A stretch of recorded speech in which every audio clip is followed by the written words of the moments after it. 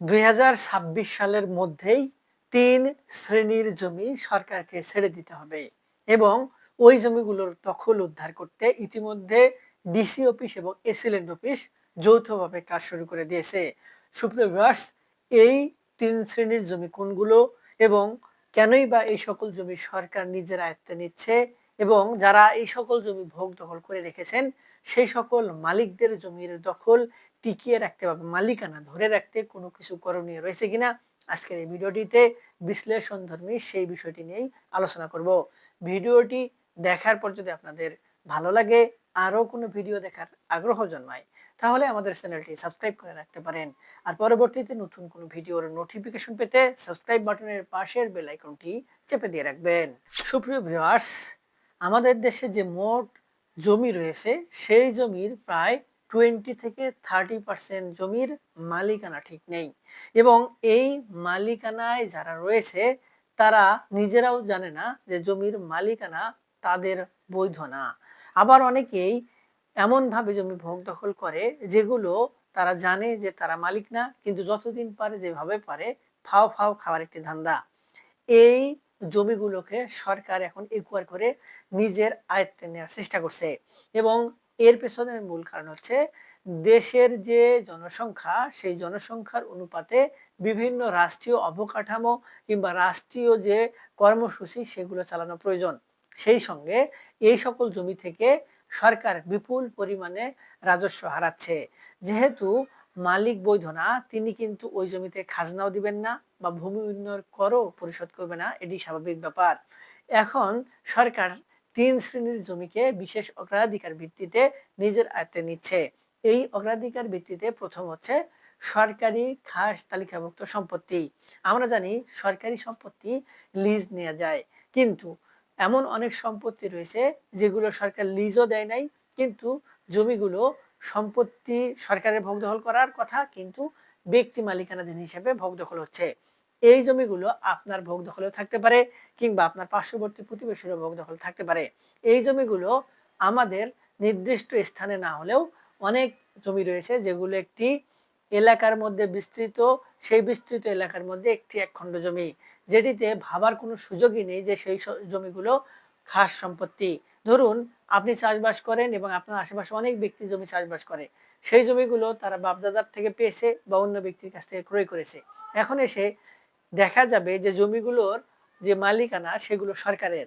তো এই জমিগুলো বের করার একটি উপায় রয়েছে, সেটি হচ্ছে আমাদের দেশের যে সর্বপ্রথম ভূমি জরিপ হয়েছে এবং রাষ্ট্রীয় যে রায়ত প্রতিষ্ঠা হয়েছে জমিদারি প্রথা বিলুপ্ত হয়ে, সেই সময়ে জমিগুলো কার খতিয়ানভুক্ত ছিল। এমন অনেক জমি রয়েছে সিএস খতিয়ানে সরকারের যে কোনো একটি প্রতিষ্ঠানের বা সরকারের মালিকানাধীন, পরবর্তীতে ওই সকল সম্পত্তি আর সরকার বুঝে নেয় নাই বা সেই পরিস্থিতি সরকারের কাছে ছিল না।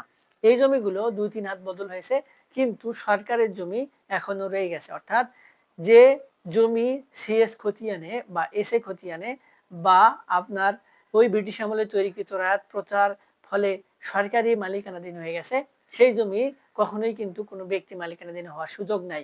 তাই এই ধরনের যে জমিগুলো রয়েছে সিএস খতিয়ানভুক্ত এবং খাস খতিয়ানভুক্ত বা রাষ্ট্রীয় প্রতিষ্ঠানের সম্পত্তি, সেগুলো কিন্তু সরকার এখন একোয়ার করে নিচ্ছে। অনেক হাত বদল হলেও আর কোনোভাবে সম্পত্তি ভোগ দখল করার সুযোগ নেই। এই জমিগুলো সেই সিএস খতিয়ান ধরে, নকশা ম্যাপ ধরে সরকার কিন্তু এখন বের করে নিচ্ছে। তো এই যে জমিগুলো বের করে নিচ্ছে, এগুলো মালিকানায় ধরে রাখার কোনো উপায় রয়েছে কিনা।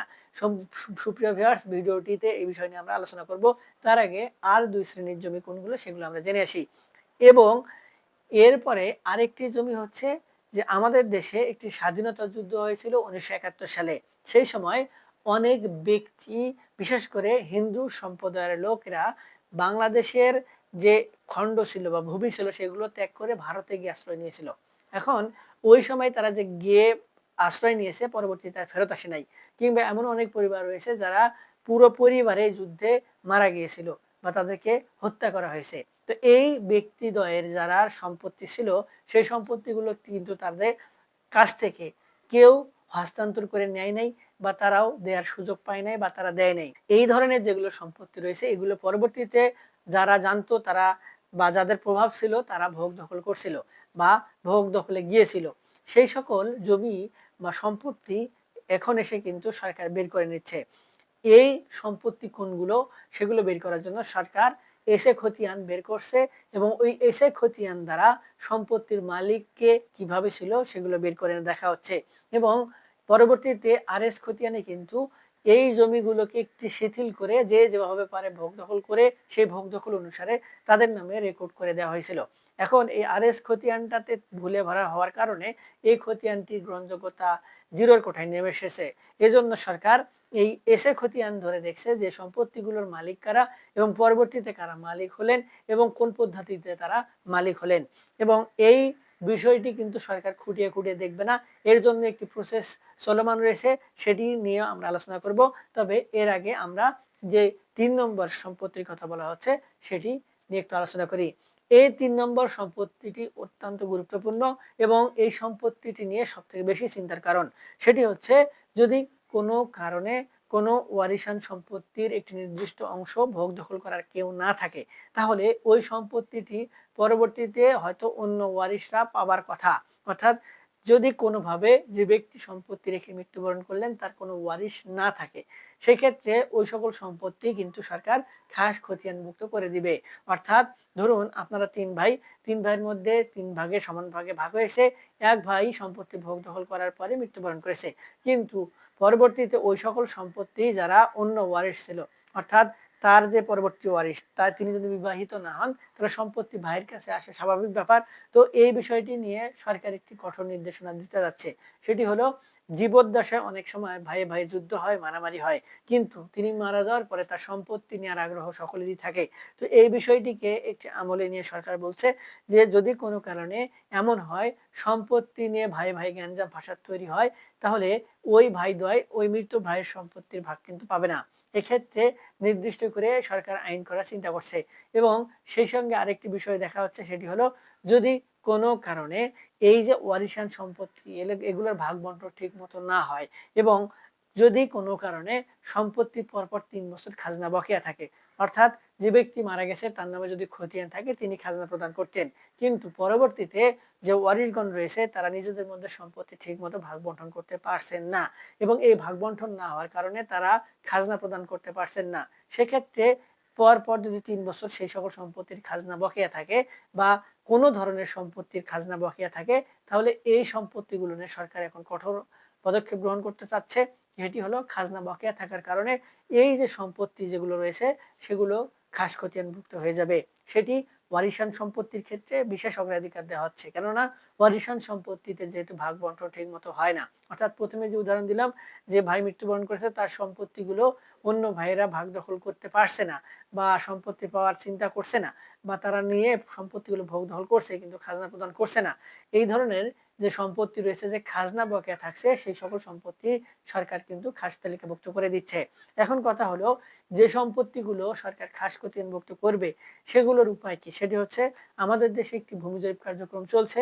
সেই ভূমি জরিপে প্রত্যেকটি জমি অবশ্যই মেপে দেখা হবে এবং কিভাবে কোন পদ্ধতিতে একজন ব্যক্তি মালিক হলেন এবং তিনি এই জরিপে নিজের নাম অন্তর্ভুক্ত করতে চাচ্ছেন সেই বিষয়টি অবশ্যই তিনি উপস্থাপন করবেন। এক্ষেত্রে এই ভূমি জরিপে সেই সিএস খতিয়ান থেকে আজ পর্যন্ত যত খতিয়ান হয়েছে সকল খতিয়ান ঘেঁটে দেখা হচ্ছে এবং মালিকানা কিভাবে এক হাত থেকে অন্য হাতে আসলো সেটিও দেখা হচ্ছে। এই পদ্ধতিতে কিন্তু সেকে ভূমি অফিস এবং ডিসি অফিস কাজ শুরু করেছেন এবং এই জমিগুলোর মধ্যে এই যে সম্পত্তির কথা বললাম এই সম্পত্তিগুলো যদি পড়ে তাহলে সেগুলো কিন্তু বের করে নিয়ে খাস খতিয়ানভুক্ত করে দেওয়া হচ্ছে। এখন কথা হলো ভূমি মালিকদের এক্ষেত্রে কোনো কিছু করণীয় রয়েছে কিনা। দেখুন, খাস খতিয়ানভুক্ত সম্পত্তির ক্ষেত্রে ভূমি মালিকদের কোনো কিছু করণীয় নেই। দ্বিতীয় নম্বরে যে সম্পত্তিগুলো কথা বলা হলো সেই সম্পত্তিগুলো যদি তারা সংশোধন করে নিতে পারে সেক্ষেত্রে তারা পারবে। তৃতীয় নম্বর যে সম্পত্তিগুলো রয়েছে ওয়ারিশান সম্পত্তি, ওয়ারিশান সম্পত্তির ক্ষেত্রে এখন সরকার বলছে যৌথ খতিয়ানে যেতে, যদি ভাগ বন্টন না হয় সেক্ষেত্রে যদি ভাগ বন্টন করতে পারেন তাহলে তো নিজে আলাদা আলাদাভাবে নামজারি করে নিলেন। তবে যদি ভাগ বন্টন না করা যায় তাহলে যৌথ খতিয়ানে গিয়েও খাজনা প্রদান করতে হবে, অথবা যাদের খতিয়ান সংশোধন হয় নাই, কি কারণে হয় নাই সে বিষয়টি তাদের জবাবদিহিতার জন্য সামনে ডকুমেন্ট কিংবা প্রমাণ প্রস্তুত রাখতে হবে।